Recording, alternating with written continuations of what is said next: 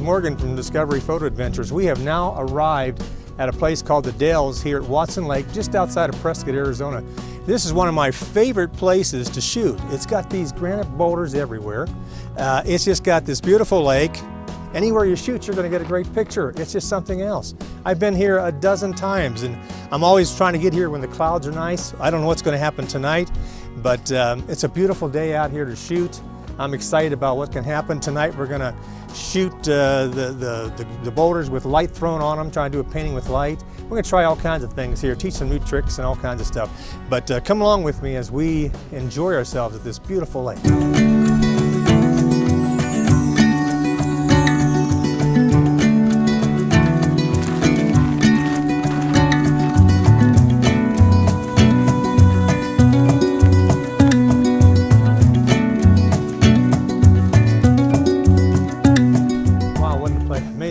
Boy, it's like this everywhere.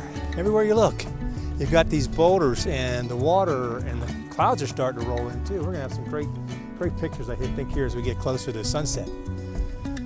We'll climb up here a little bit further so we can see a little bit further out. And then I'm gonna start trying to decide where I want to shoot, because there's some neat places to go. Yeah, I mean, just anywhere out here is just perfect. Isn't that something? Just a perfect place to come for a few hours, I guess, maybe an hour or so, I don't know, from sunset. So I'm going to start getting pretty picky about where I'm going to shoot. Right now, I'm just enjoying this beautiful view everywhere you go. It's just something. Oh, wow. It's going to be great. We're going to get some great pictures.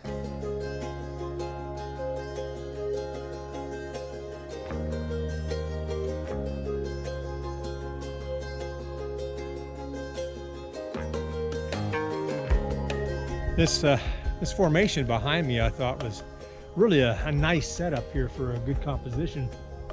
It's got the clouds up behind it there that might turn out really nice.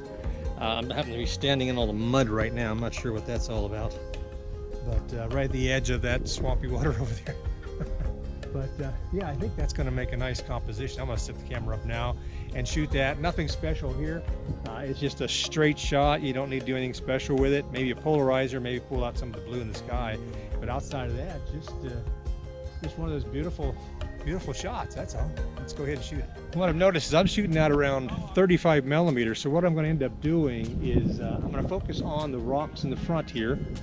And then I'm going to focus on the rocks in the back there to get both in focus. And then later in Photoshop, I can go ahead and blend those. And I'll be able to get a much nicer, clear picture throughout. At 35 millimeters shooting that, there's just enough on the back side out of focus that is not appealing to me. So it's easy enough just to take two pictures and just blend them in Photoshop, and you'll get both of them just crisp. So let's give that a shot. So you can see here, I'm on that rock in front right there, and I'm going to bring this up so I can see it a little better, and then just focus that in really close.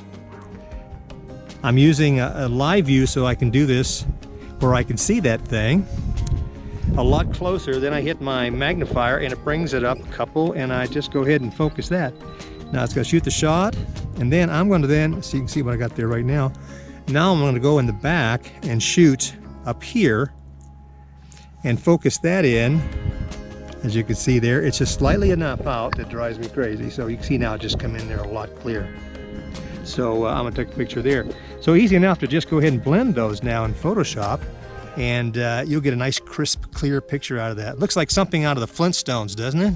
Kind of crazy rocks out here. Maybe this is where they filmed Flintstones. That'd be cool. All right.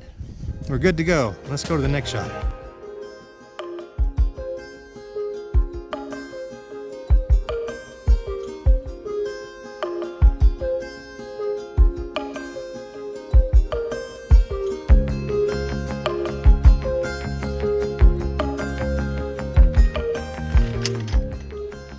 So we got a nice composition of this rock formation here. So we're going to move on to another spot now. I love that. I mean, the clouds and everything were just great up there. So let's go find ourselves another spot here.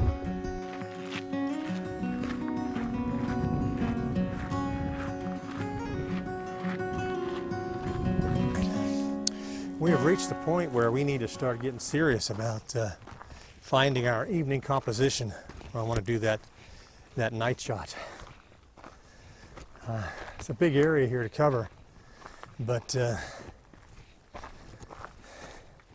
I've scoped out some areas in the past, so I'm not worried so much about that. But I've come in here a whole different direction this time, and it's kind of got me a little bit on the confused side. So I'm going to keep searching out where we're going to end up here and see if I can find that spot that I was in the last time that might be a good composition. I'm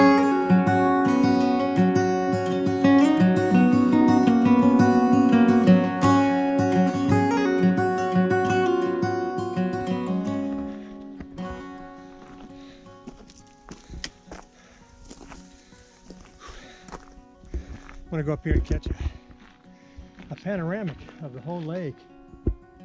5 or 6 shots. Thought I'd go up here first then, before I settle in on my composition down there. I remember the sun right now, or the clouds and everything would set it off really nice. I'll show you how I do my panoramic shots.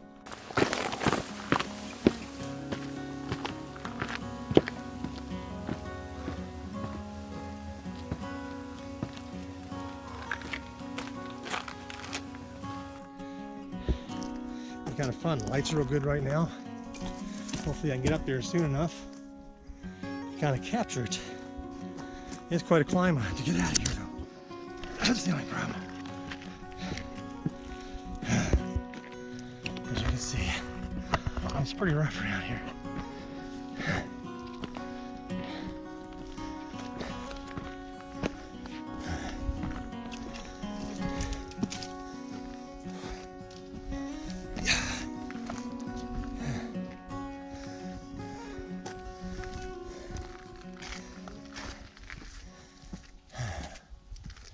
Might be a good spot right here. There we go. There's the scene we're going to shoot right now of a panoramic. Now we got a lot of shadows in the bottom here and a lot of brightness, a lot of contrast going on here. So what I'm going to do, I'm going to set up a bracketing of 5 stops to be able to catch some of the light down in here that you can see that's going to be a bit dark. So, and then I'm going to scan this thing maybe 5 or 6, 7 times across to get this entire 170-degree panoramic all the way through here. So let me show you how exactly I'm going to do that. I'm going to put, first off, make sure your tripod is completely level. You're not going to like it too much if it's not. It tends to creep up or down on you, and then when you're doing the panoramic, you're cutting a lot of the picture out. So what I've done first is I've gone ahead and set my aperture so that I could figure out what the light is in mid-ground here. So what I'll do is I'll put this on aperture priority, and then I'll push the button here to see where it's at. Now it's sitting at 125 f9. So what I'll do is shift it over to the manual now and put that on 125.9. And the reason that I do that is simply because what I want is the same lighting throughout this entire area here. So in order to be able to do that, you set it up at the same exact light metering all the way across. I'm using mid-ground as my point. So now what I'm going to do is take the camera right over here, and I'm going to see if I can get my strings out of the way here. I'm going to go ahead and shoot that right there on 5, bracketing about, I don't know, a third a stop away from each other. Let me see if it's 5 stops there. And so you can see that it's really overblown on one side of it, so I can catch the bottom side, and then the bottom is darker. So I'll be able to blend those any way I like to get the picture that I want. Now I'm going to go ahead and move real quick, because once you start, you got to move because the clouds can be moving. Now in this case over here, there's not too many clouds, but if you have a lot of clouds, you want to be able to move your camera very fast, get it done. And what I'm doing is moving it about halfway through. Each time it's done on live view, I just touch the shutter button slightly, and then I shift this thing about halfway, somewhere in that range, and I shoot again. Now you can see some clouds coming in there now. So when you got clouds, they're in motion, so you want to make sure those go together real nice. So I shift it again, go about right there, hit the button, and just keep doing that all the way across the scene that I want to shoot. And I like to move quick with this. In case we see more clouds now coming in. They're off in a distance, so I'm sure I'm not going to have too much of a problem with them. But when you got the big cumulus that are up front on you, boy, you want to move quick, because they tend to move really fast. Unless you want that blur, that's a whole different story there. But in this case, I'm not going to worry about that too much. Hoping we'll get a little bit of color out of the sky tonight. Hard to say at this point. We'll just have to wait. But we're going to shoot this now one more time. We're going to shift this thing back over here where I get some of the outcropping over there on the hill. And that'll be the whole extent of the panoramic. Now I'll share with you later how that actually turned out. But there you go.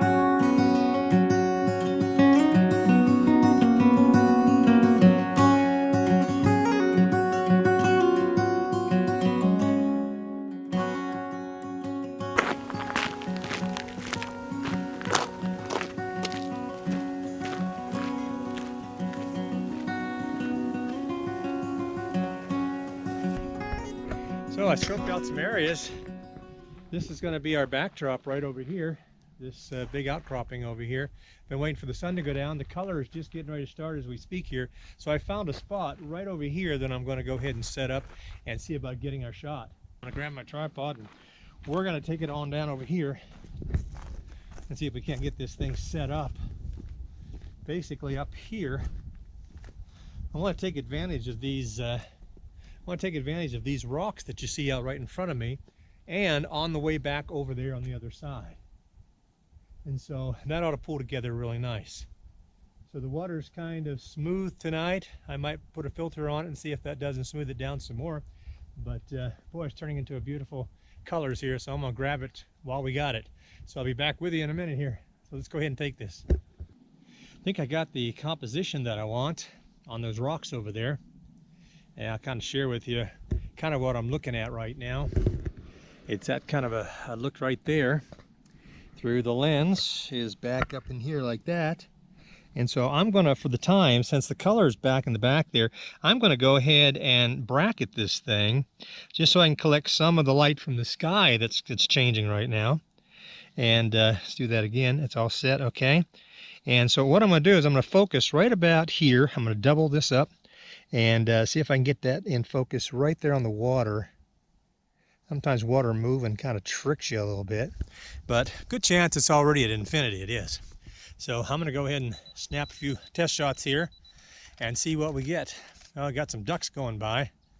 It's pretty to have ducks, but they don't stand still long enough, so they just cause a blur. But let's see what we get here so far. There you can see the clouds coming out there, and you can see some of the darkness there. But I'm going to go ahead and put a filter on there. I'd like that water just to come out really, really pretty there. And maybe even a polarizer. A polarizer would also kind of pull some of the glare out. So I'm going to go back and grab those things, have them a little closer. Kind of make more sense if the bag was over here, but I was rushing so much that getting back down the hill, I just hurried up and set this thing down. Filter bag. I don't go anywhere without it. I always have my filters because filters create some interesting looks for you. I'm mostly polarizers and neutral density filters is what I basically use. So colors are in the sky there. I don't want to waste that. Let me take a second here and get that done. All right. Trying different settings now with a 4-stop ND filter on there along with a polarizer. Trying to pull the color out of the sky, also to level out the water out there so that it's real smooth looking, as you can see right here. It kind of creates a nice reflection up through there. I'm also noticing that I've got some vignetting going on, so I'm going to pull back just slightly since I'm not using a leaf filter type. I'm just using regular filters, and that should take care of that problem. I'm already real wide angle here, so that doesn't seem to be a problem. I've got some blowout a little bit on the left side there. I'm going to pull this back down now and keep grabbing that color. Colors right now are just amazing up there. As you can see, I want to take advantage of that as much as I can, so I'm going to keep shifting the compensation to the left so that I can really bring out the deep colors in the sky there. I can always get the other back by just shifting this thing back up here and finding it somewhere in there, and I'll be able to blend those in Photoshop and be able to get just what I'm looking for. So the skies are great right now. I got to just kind of keep shooting and keep getting that look. And the 4-stop is making the water really smooth along with the polarizer. I noticed there's still some vignetting, so I'm going to pull in a little bit more. It's probably to do with both those filters on there. So pull in just a little bit more because I want it to be a little tighter there. All right, try that. I focused on the water edge. It's about a third of the way in the picture. Now I'm going to test that way out there to make sure that my mountains out there are clear. And they look pretty good, but a little soft. I'm sitting at 9 right now, so what I'm going to do is I'm going to shift this just a little further out and do another focus right there to be sure. And I'm not going to move the camera from this point on because I'm going to do some light painting on those rocks a little bit later too with my flashlight and get some extra textures in there and different look all over with these rocks in front, in the back. It's going to be cool. I love when it all comes together, and the skies are just amazing. So when that happens, I just keep shooting and shooting and shooting to get that look that I'm after. And I think it's coming through right now. So I think we're going to have a great picture here. This is what I came for. This is what I wanted, this look. Skies are just absolutely amazing. So I'm going to keep shooting here, getting the look that I want, and getting the colors. Every time I shoot this, I change the exposure settings down to get the color of the sky a little bit fuller, as you could see there, and darker in the front.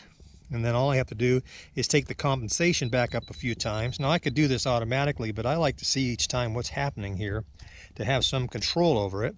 And then I'll take it up a little bit more so that I can get a little more light in the front there in case I need it. Using a flashlight, I might cancel that out. As you'll see, it'll get really dark as we go along here, and I want that to be completely dark in the front there. So I'm going to shift this thing really far left. It'll be kind of scary looking.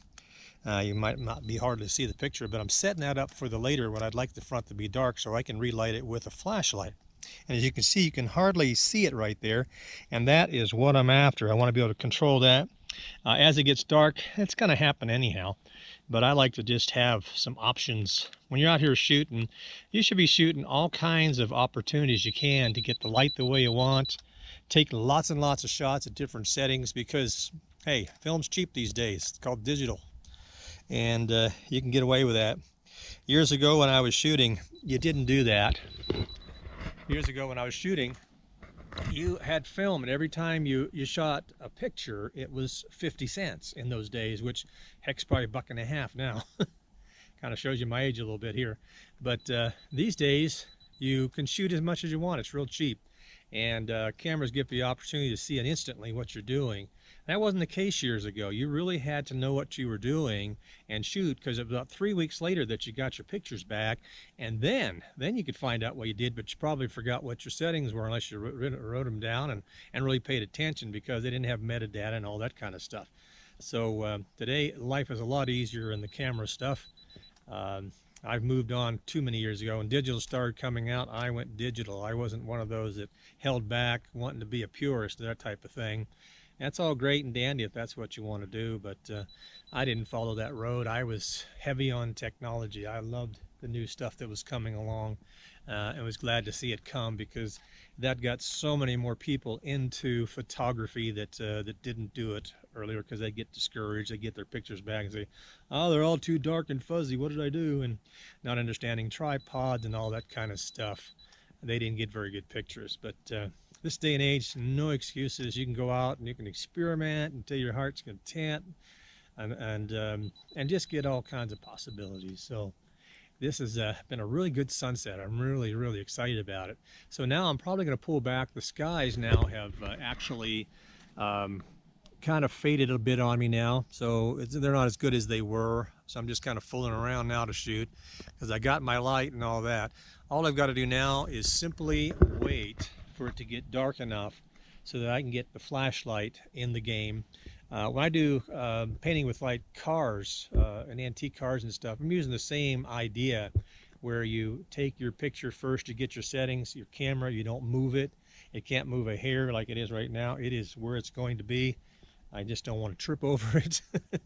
And then when it gets dark, you just start playing games with your lights, and I'll go way over here and try to figure out how to get over there fast enough without hurting myself, and then get some side lighting. It's better to be on the side, especially with these mountains over here, these granite boulders. You want to catch some shadow in there instead of just this harsh light going straight out. For what we do, you never want to do that. You want to kind of get side lighting going on your rocks in front, everywhere that you look, and I think that'll be just perfect. But there's our look. We're going to take a break here now and just kind of enjoy the scenery. Just gorgeous out here. And our next stop here will be shooting with a flashlight. A little harder to show that, but you'll be able to see a little bit of it in the camera here. So let's get going here.